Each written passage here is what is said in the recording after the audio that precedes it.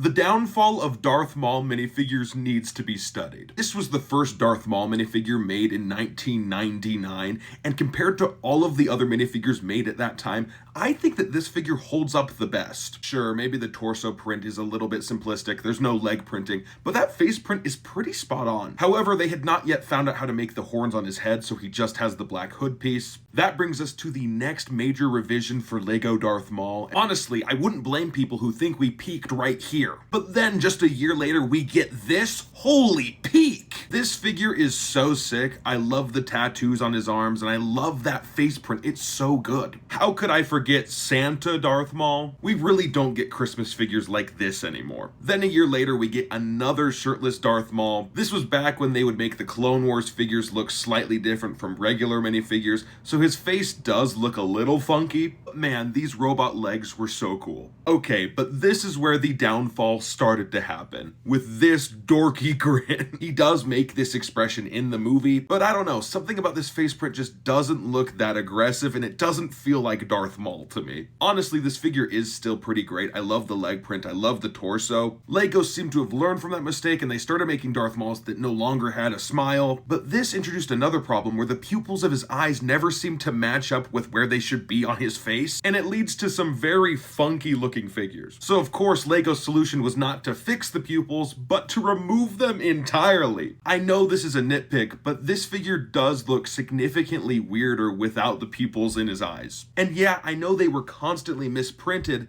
but these new eyes are also commonly misprinted, so it doesn't even solve the issue. Tell me how these old Darth Mauls had more consistent printing than the new ones. You guys got it right 15 years ago, why not just do that? Jokes aside, I do think the new Darth Maul figures are still really cool. It's just funny to me that they can't seem to get this one detail right. Anyway, follow for more unhinged videos like this one.